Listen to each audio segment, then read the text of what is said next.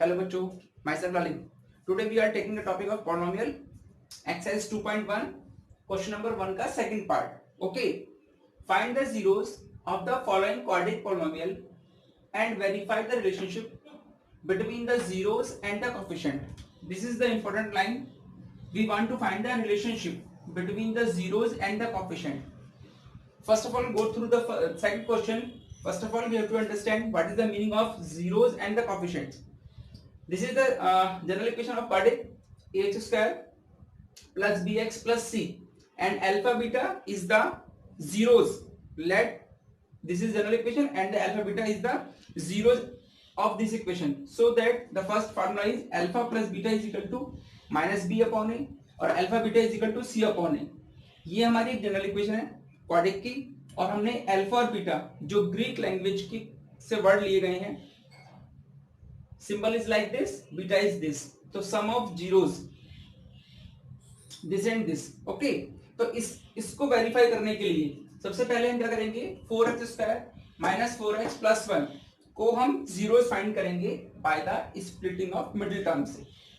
1 का मल्टीप्लाई करेंगे 4 से, और 4 के we want to find the two factor, multiply 4 आए और ऐड करने पर भी 4 आए.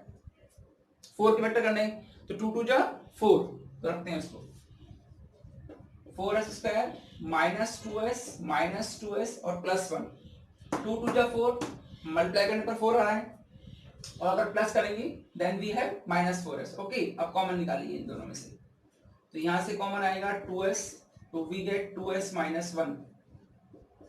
अब यहां से कुछ भी कॉमन नहीं है, तो हम क्या कॉमन लेंगे, माइनस का 1, तो माइनस का कॉमन लेंगे तो अंदर के साइन चेंज हो जाएंगे. This is the s. Okay, now we have 2s minus 1 और एक दूसरा आया हमारे पास 2s माइनस 1, तो 2s minus 1 is equal to 0, 2s minus 1 is equal to 0, then s is equal to 1/2 और s इज इक्वल टू 1/2. अब ये दो जीरोस आ गए हमारे पास, यहां तक हमारा काम खत्म हो गया. अब वेरीफाई करना है हमको इसके रिलेशनशिप को, किसके, जीरोस के और कोएफिशिएंट के. अब कोएफिशिएंट कैसे फाइंड करेंगे, देखिए इस इक्वेशन की कंपैरिजन इससे कीजिए. जो x स्क्वायर का कोएफिशिएंट है वो a है, तो यहां पर क्या है 4, तो a की वैल्यू 4 आ गई. x का जो कोएफिशिएंट है वो b है, यहां x यानी s का जो कोएफिशिएंट है वो -4 है, तो वी गेट -4. ये a है, ये b है, और जो लास्ट टर्म c है वो हमारे पास 1 आ गई. ये हमने कोएफिशिएंट निकाली इसके थ्रू. ओके, अब वेरीफाई करते हैं. सम ऑफ जीरोस. अब जीरोस कौन सी आई हमारे पास, -1/2 और 1/2, तो इन दोनों को सम कर दीजिए, तो हमारे पास क्या आएगा 1. अब एक बार कीजिए फॉर्मूले से, यानी कि कोएफिशिएंट के through. Alpha plus beta is equal to क्या है, -b अपॉन a. अब b की वैल्यू क्या है 4, माइनस माइनस प्लस हो गया, और a की वैल्यू 4 कट गए, देखो 1 आया. यानी जीरोस के थ्रू कितना आया 1, और कोएफिशिएंट के थ्रू भी कितना आया 1. वेरीफाई हो गया. दूसरा वेक्टर लेते हैं प्रोडक्ट वाला,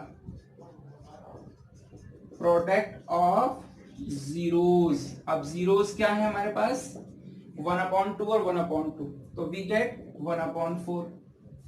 फॉर्मूले से करिए, फॉर्मूला मतलब कोएफिशिएंट के थ्रू c अपॉन a. अब c कितना है 1, देखिए c की वैल्यू 1 और a की वैल्यू 4, तो यहां से भी कितना आया 1/4.